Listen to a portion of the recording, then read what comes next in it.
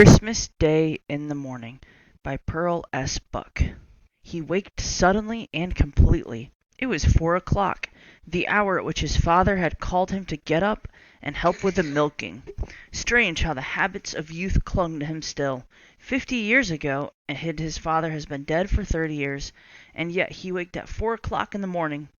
He had trained himself to turn over and go to sleep, but this morning, because it was Christmas, he did not try to go to sleep. He slipped back into time as he did so easily nowadays. He was 15 years old and still on his father's farm. He loved his father. He had not known until one day, a few days before Christmas, when he overheard what his father was saying to his mother. "Mary, I hate to call Rob in the mornings. He's growing so fast and he needs his sleep. If you could see how he sleeps when I go in to wake him, I wish I could manage alone." "Well, you can't, Adam." His mother's voice was brisk. "Besides, he isn't a child any more. It's time he took his turn." "Yes," said his father slowly, "but I sure do hate to wake him." When he heard these words, something in him woke. His father loved him. He had never thought of it before, taking for granted the tie of their blood. Neither his father nor his mother talked about loving their children. They had no time for such things. There was always so much to do at the farm.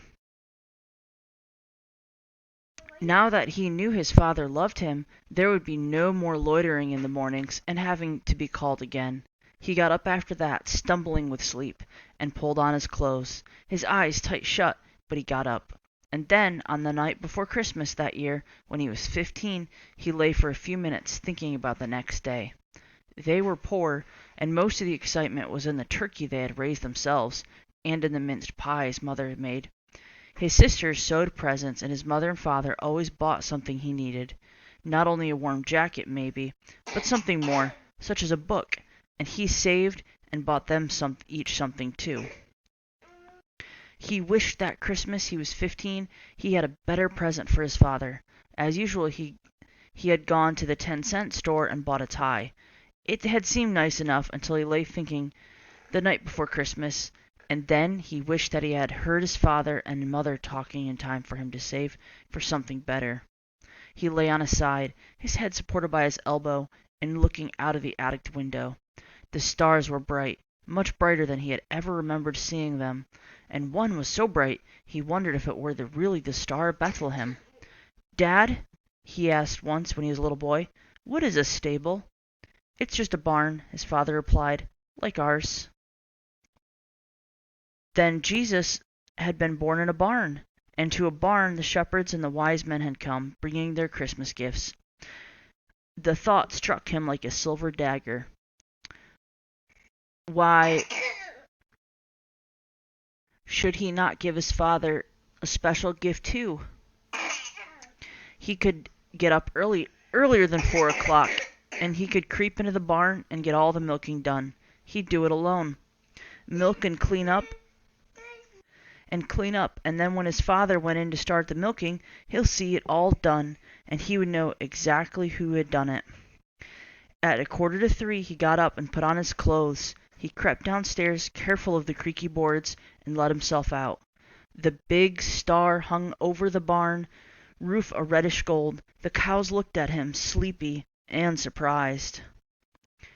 "So, boss," he whispered. They accepted him placidly, and he fetched some hay for each cow, and then he got a milking pail and the big milk can. He had never milked all alone before, but it seemed almost easy. He kept thinking about his father's surprise.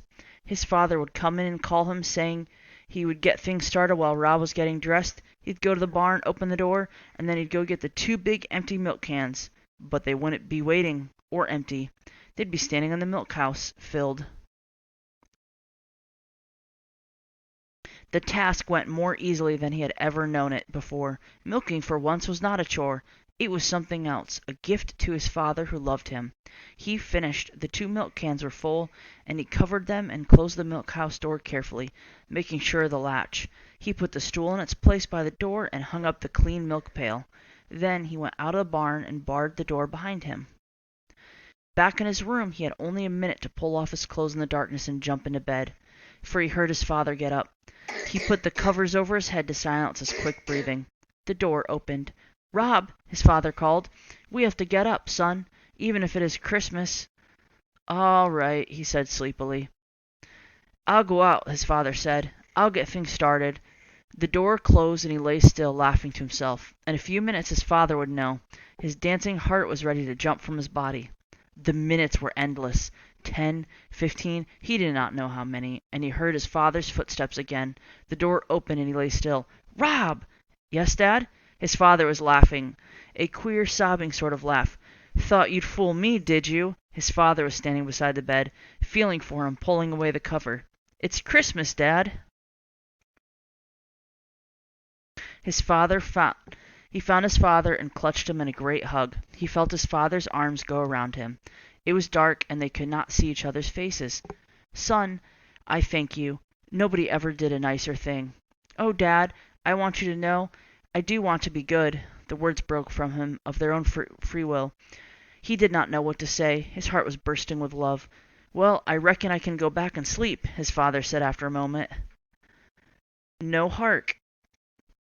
The little ones are waked up. Come to think of it, son, I've never seen you children when you first saw the Christmas tree. I was always out in the barn. Come on." He got up and pulled on his clothes again, and they went down to the Christmas tree, and soon the sun was creeping up to where the star had been. Oh, what a Christmas, and how his heart had nearly burst again with shyness and pride, as his father told his mother and made the younger children listen about how he, Rob, had got up all by himself. "The best Christmas gift I ever had, and I'll remember it, son, every year on Christmas morning, so as long as I live."